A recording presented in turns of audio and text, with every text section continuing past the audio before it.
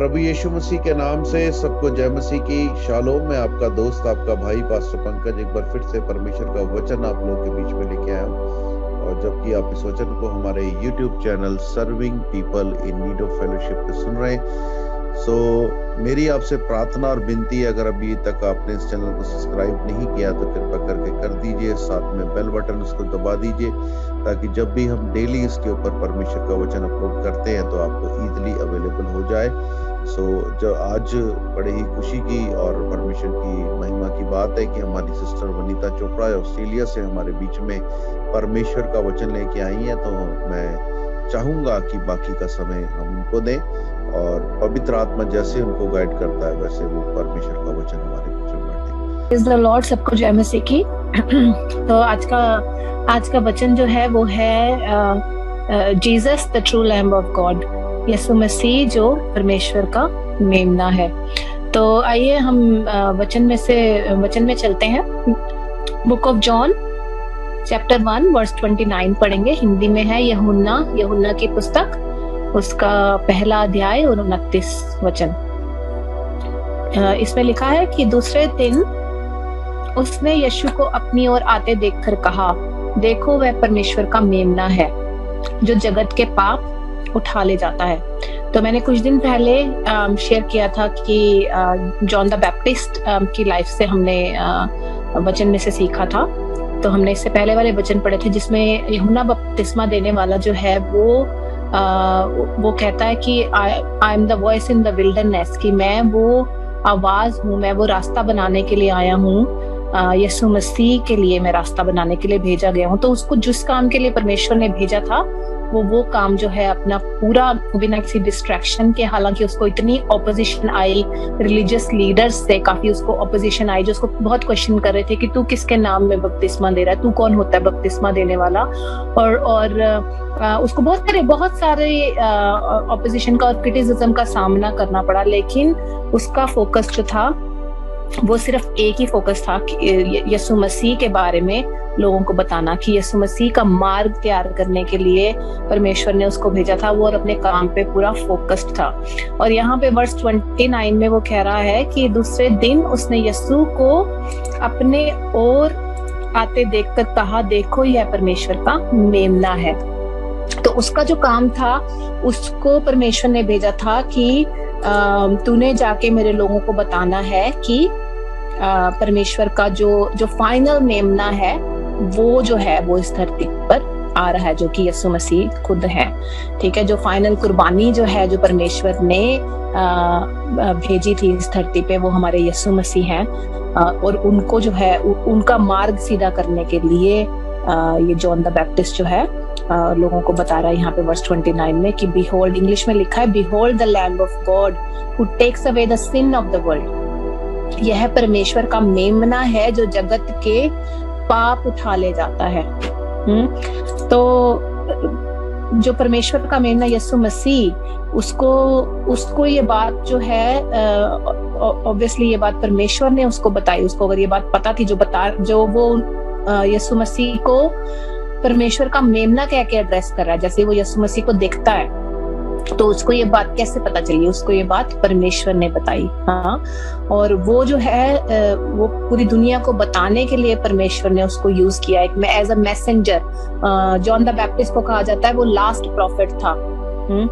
क्योंकि पहले old testament में हम देखते हैं सारी बुक्स में कि भविष्यवक्ता जो है परमेश्वर अपने नबी भेजते थे मैसेज देने के लिए लोगों को, और यहाँ पे भी एक फाइनल नबी जो है परमेश्वर ने भेजा जिसका नाम था जॉन द बैप्टिस्ट, और वो लोगों को बता रहा है कि देखो ये परमेश्वर का मेमना है, ये जो यीशु मसीह चला आ रहा है। हमेशा हम जब किसी को भी आइडेंटिफाई करते हैं, हमें भी कोई आइडेंटिफाई करता है, जब हम सपोज हमें कोई किसी से इंट्रोड्यूस करवा रहा है, तो हमेशा हमारा कुछ ना कुछ हमारी लाइफ के बारे में, कई बार हमारी आइडेंटिफिकेशन हमारी जॉब में जो हम काम करते हैं उसमें होती है, कभी कभी हमारी आइडेंटिफिकेशन जो हमारे स्किल्स हैं या जो हम जो भी हम हैं, हमारी आइडेंटिटी है दुनिया के हिसाब से, उस हिसाब से हम एड्रेस करते हैं। तो यहाँ पे जॉन द बैप्टिस्ट भी यीशु मसीह को एड्रेस कर रहा है कि देखो ये परमेश्वर का मेमना है। वो बता रहा है कि ये कौन है, है ना, जो जगत के पाप उठा ले जाता है। तो अब हम पुराने टेस्टामेंट में से थोड़ा सा पढ़ेंगे मेमने के बारे में कि क्या इंपॉर्टेंस है, क्यों यीशु मसीह को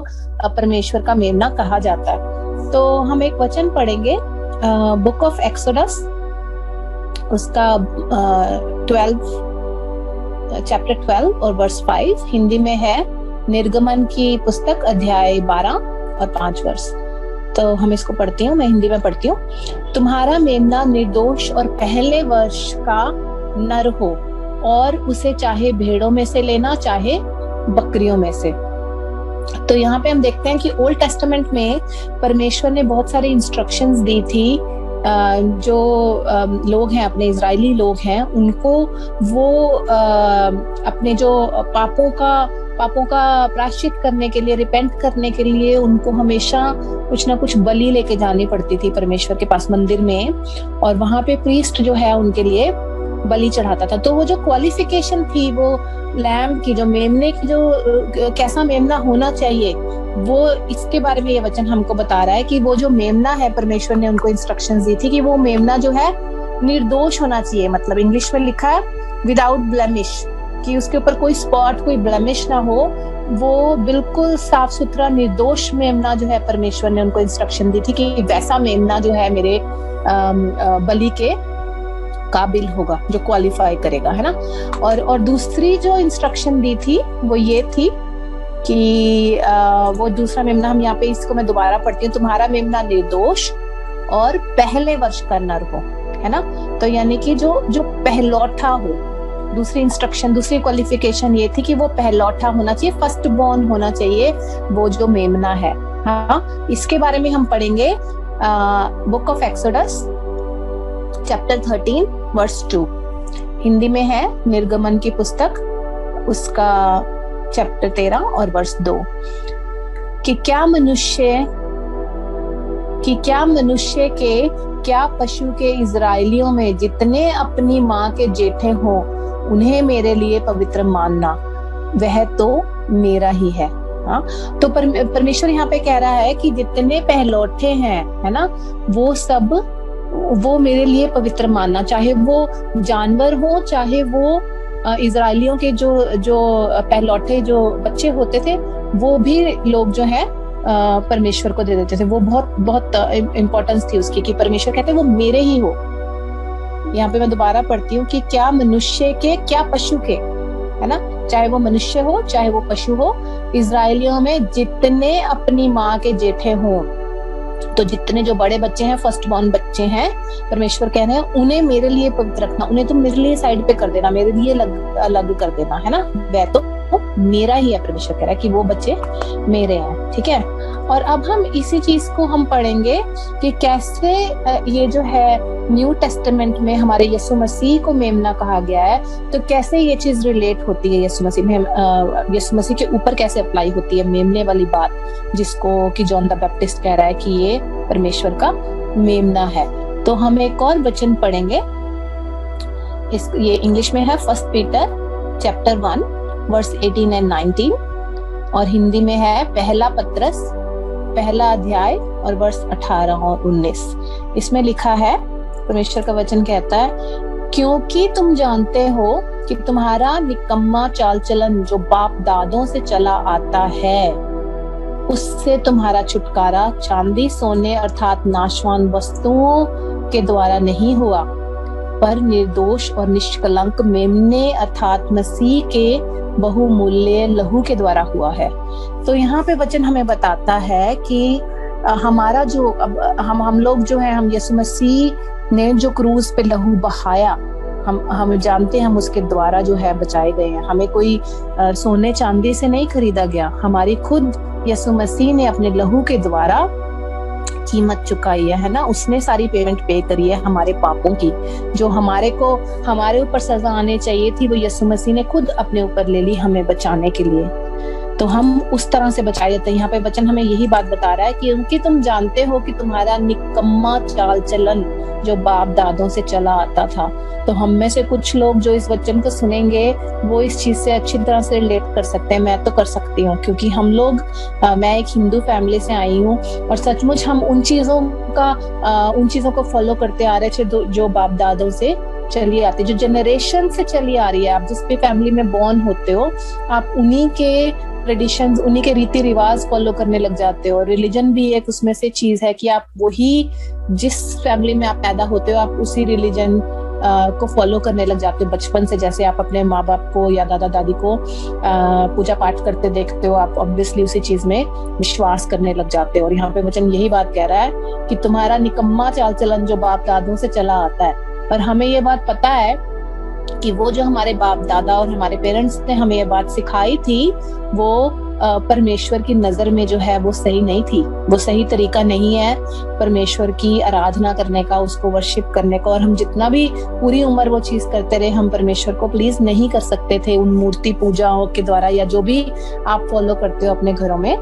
तो हम उसके द्वारा परमेश्वर को उसके द्वारा हम बचाए नहीं जा सकते। इसका कंक्लूजन ये है, हम चाहे सोने चांदी के बना के हम चढ़ा ले मंदिरों में, चाहे हम जितना मर्जी दान दक्षिणा दे दें मंदिरों में, चाहे हम जितनी मर्जी पूजा पाठ कर लें, इस वचन का अर्थ ये है कि हम किसी भी चीज से, दुनिया में किसी चीज को देकर भी हमें जो है हमारा उद्धार नहीं हो सकता। हमारा उद्धार सिर्फ और सिर्फ यीशु मसीह के मेमने के, उस निष्कलंक मेमने के अर्थात मसीह के, वचन हमें कह रहा है, बहुमूल्य लहू के द्वारा हुआ है ना। तो वो निर्दोष मेमना जो हमारे लिए क्रूज पे चढ़ाया गया, आपके और मेरे लिए, उसी के द्वारा हम बचाए जाते हैं। तो यहाँ पे देखो मेमने की बात कही गई है, यीशु मसीह को मेमना कहा गया है। और एक और वचन मैं पढ़ूंगी न्यू टेस्टामेंट में से, जहाँ पे पहलौठे की बात की गई है। तो अगर जब हम यीशु मसीह के जन्म के बारे में पढ़ते हैं, ये है book of Luke chapter 2 verse 7। Hindi में है लूका की पुस्तक, उसका 2 चैप्टर 2 अध्याय 2 और वर्स 7। और हिंदी में मैं पढ़ती हूँ। तो यहाँ लिखा है, और वह अपना पहलौठा पुत्र जनी और उसे कपड़े में लपेटकर चरनी में रखा, क्योंकि उनके लिए सराय में जगह ना थी।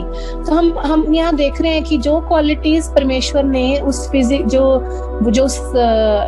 बलि देने वाला लैम्ब था उसमें परमेश्वर ने कहा था होनी चाहिए, वही सब क्वालिटीज यहाँ पे यीशु मसीह ने जो फाइनल एक लैम्ब था, लैम्ब ऑफ गॉड था, वो यीशु मसीह ने भी पूरी करी। तो यहाँ पे हम देखते हैं कि वो पहलौठा पुत्र था। मैं इस वचन को दोबारा से पढ़ती हूँ, और वह अपना पहलौठा पुत्र जनी।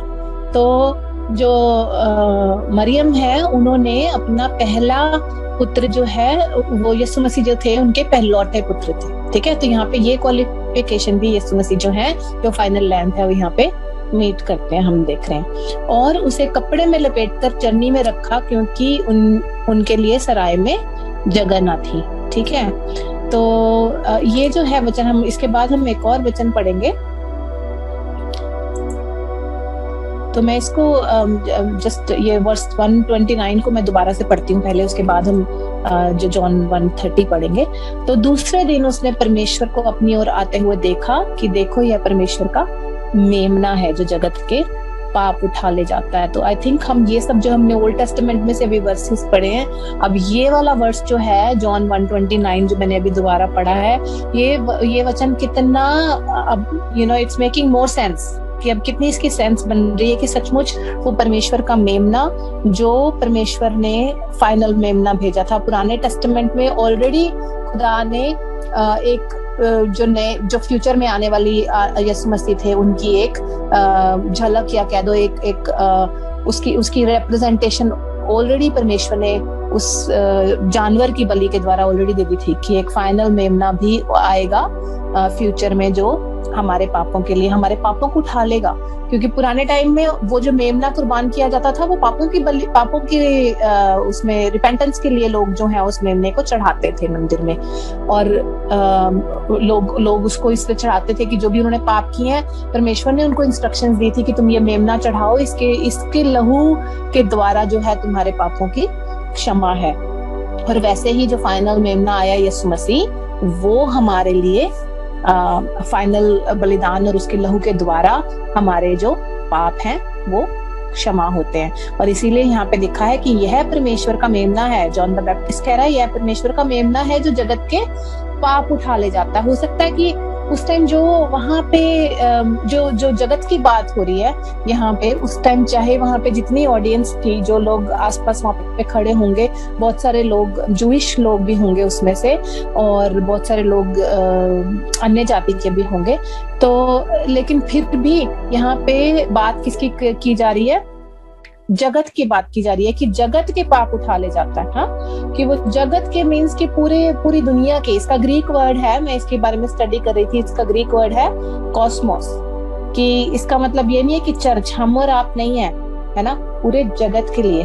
अगर हम यूहन्ना 3:16 पढ़ते हैं तो उसमें लिखा है कि परमेश्वर ने पूरे जगत के लिए, यीशु मसीह जो है वो पूरे जगत के लिए आया था, सिर्फ और सिर्फ मसीही लोगों के लिए नहीं आया था, है ना।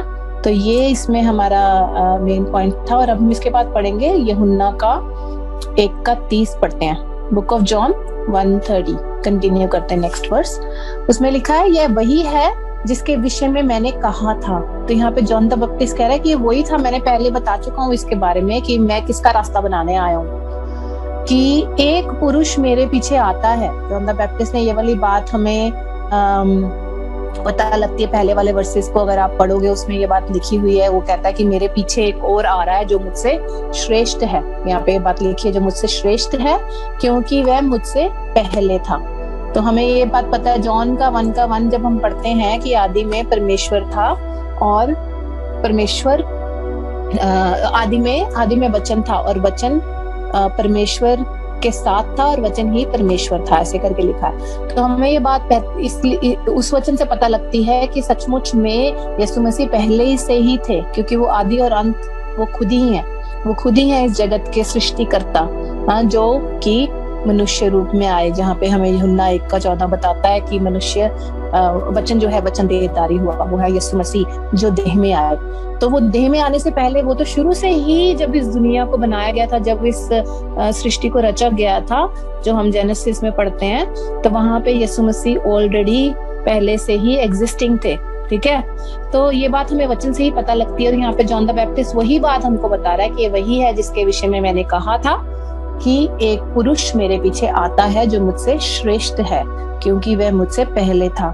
इवन जब जॉन द बैप्टिस्ट ये भी कहता है कि वो मुझसे इतना श्रेष्ठ है कि मैं उसके पाँव के जूते भी, पाँव के सैंडल के स्ट्रैप खोलने के भी लायक नहीं हूँ। वो मुझसे इतना श्रेष्ठ है। क्यों वो श्रेष्ठ है? बिकॉज उसको पता है कि वो परमेश्वर है, वो लैम्ब ऑफ गॉड है, वो परमेश्वर का मेमना है, और जो पहले से एग्जिस्ट करता था। हालांकि ये दोनों कजन होते हैं, यीशु मसीह और जॉन द बैप्टिस्ट, ये दोनों कजन होते हैं। और जॉन द बैप्टिस्ट यीशु मसीह से 6 महीने पहला है, 6 महीने बड़े हैं।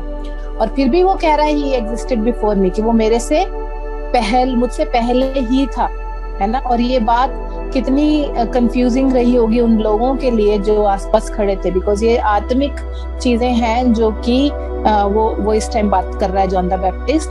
वो एक आत्मिक बात कर रहा है कि यीशु मसीह जो है वो पहले से ही था और वो मुझसे श्रेष्ठ है, लेकिन वो मेरे पीछे आता है, वो मेरे बाद आ रहा है, और मैं उसका रास्ता बनाने के लिए आया हूँ।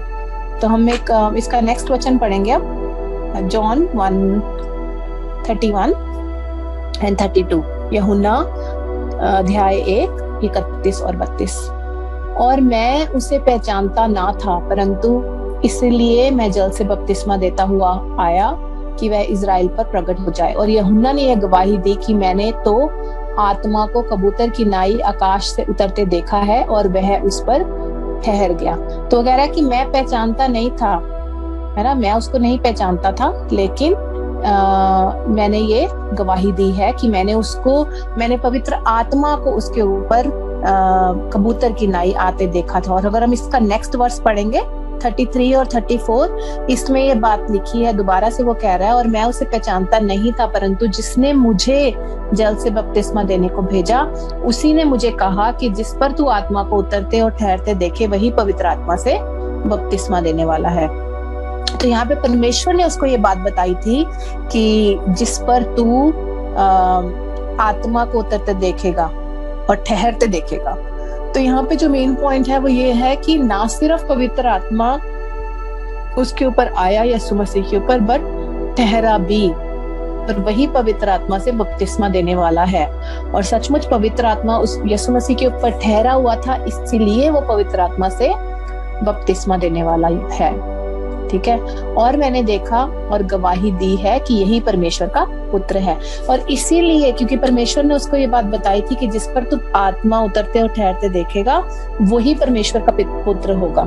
और यहाँ पे जॉन द बैप्टिस्ट क्यों कह रहा है कि मैं उसे पहचानता नहीं था, हो सकता उसे भी 100% कंफर्मेशन नहीं हो, लेकिन जब पवित्र आत्मा, जब उसने यीशु मसीह को बैप्टिज्म दिया, बपतिस्मा दिया, तो तब उसको ये कंफर्मेशन होगी कि यही वो परमेश्वर का पुत्र है, यही वो मेमना है, परमेश्वर का मेमना है जो जगत के पाप उठाने के लिए इस जगत में आया है। और इसीलिए वो कह रहा है कि मैंने गवाही दी है ना, ये सब बातों की जब उसको कंफर्मेशन हो गई, फिर कह रहा है कि मैंने ये बात देखी और गवाही दी। वर्ष 34 में ये बात वो कह रहे हैं जॉन द बैप्टिस्ट कि मैंने देखा और फिर गवाही दी कि यही परमेश्वर का पुत्र है। जब उसको कंफर्मेशन हो गई कि हाँ ये परमेश्वर का पुत्र है, तो वो उस बात की गवाही देता है। और आगे हम देखते हैं दूसरे दिन, वर्ष 35 पढ़ रही हूँ मैं, वर्ष 35।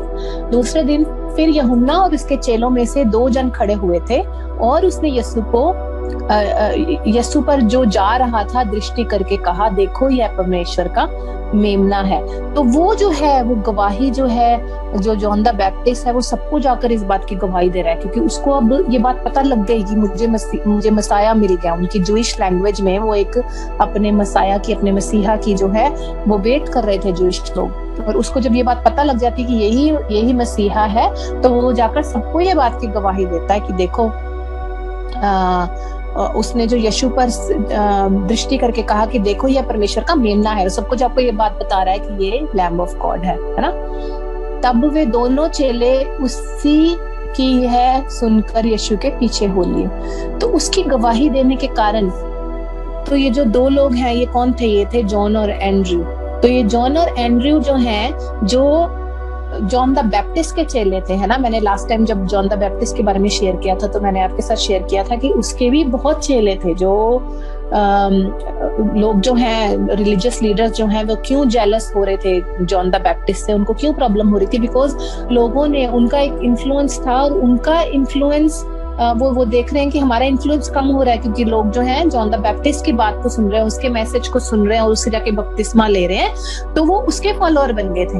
और यहाँ पे जॉन द बैप्टिस्ट क्या कह रहा है, देखिए, वो यहाँ पे उन डिसाइपल्स को, जो उसके डिसाइपल्स थे, वो उनको किसके बारे में बता रहा है? वो उनको यीशु मसीह की तरफ डायरेक्ट कर रहा है, वो यीशु मसीह के बारे में बता रहा है ना।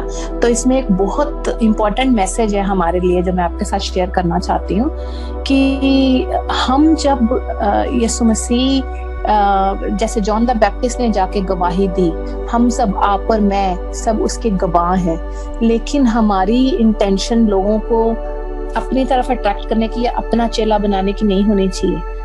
ये हमारी इंटेंशन होनी चाहिए जॉन द बैप्टिस्ट की तरह, कि हम उसको कहाँ पे डायरेक्ट करें, हम उसको किसकी तरफ पॉइंट करें, लोगों को परमेश्वर के मेमने की तरफ, जो जगत के पापों को अपने ऊपर लेने के लिए आया था। जगत के पाप को, वर्ष मैं इसको दोबारा से पढ़ती हूँ, 129 को, जो जगत के पाप उठा ले जाता है, ऐसा लिखा है। तो जो जगत के पाप उठा ले जाता है, हमारा मकसद होना चाहिए कि हम लोगों को उसकी तरफ डायरेक्ट करें, ना कि अपनी तरफ। स्पेशली हम जो प्रभु को सर्व करते हैं, हमारा मकसद ये नहीं है कि आप हमें फॉलो करें, है ना। I am sure pastor Pankaj भी एग्री करेंगे इस बात से, कि हम ये नहीं चाहते कि हमें कोई फॉलो करे, क्योंकि हम इंसान हैं।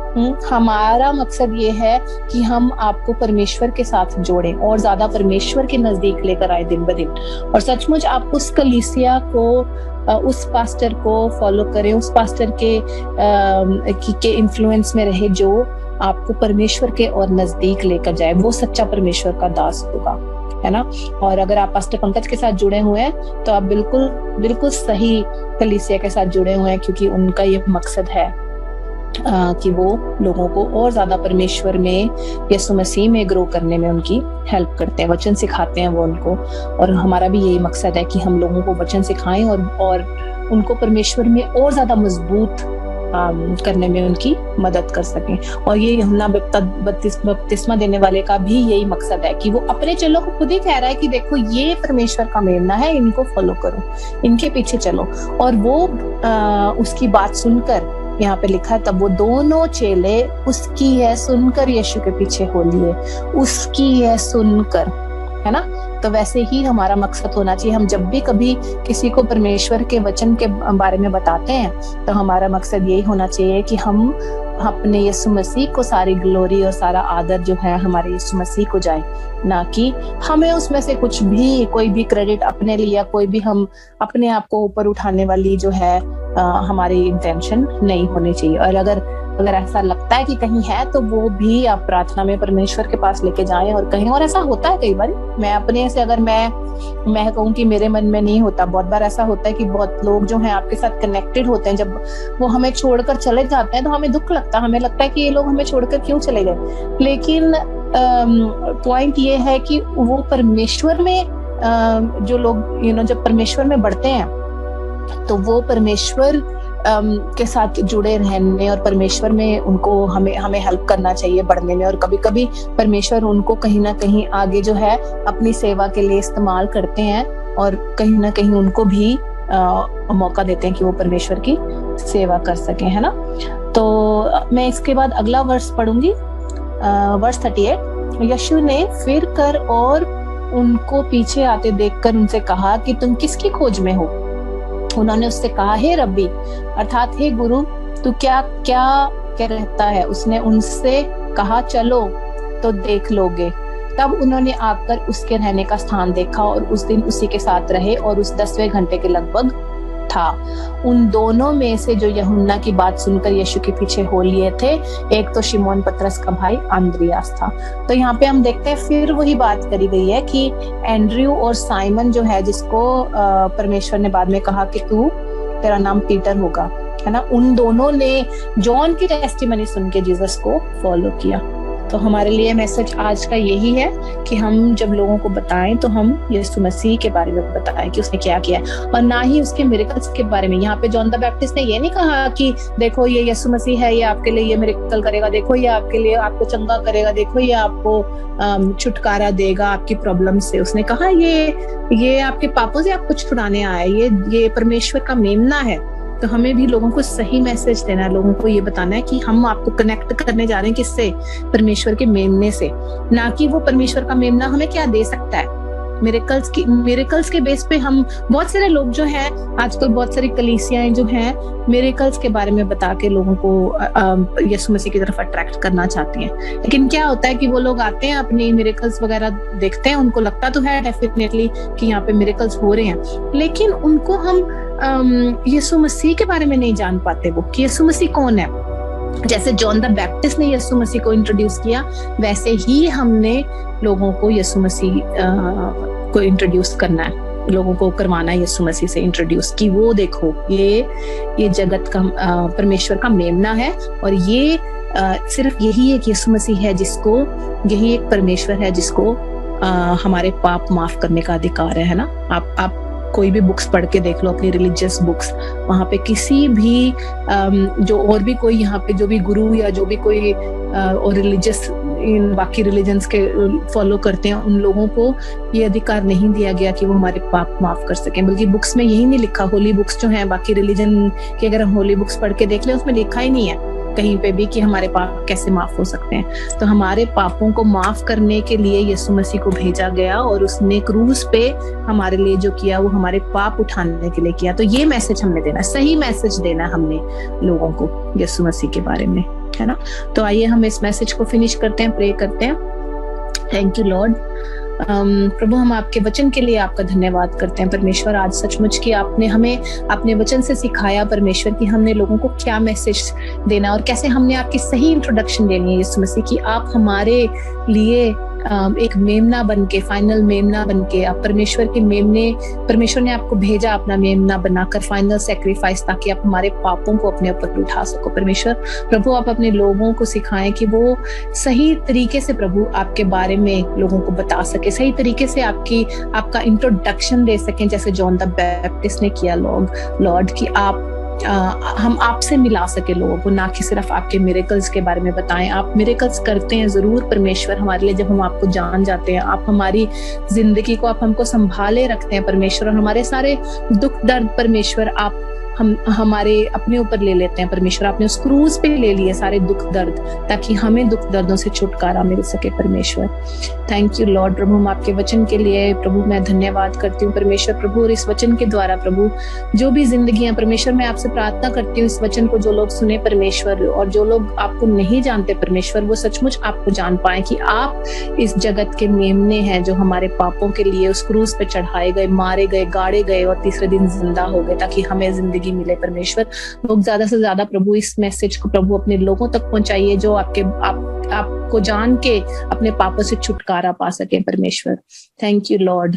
We give you praise, honor and glory, Lord। ये सब कुछ हम यीशु मसीह के नाम में मांगते हैं, आमीन।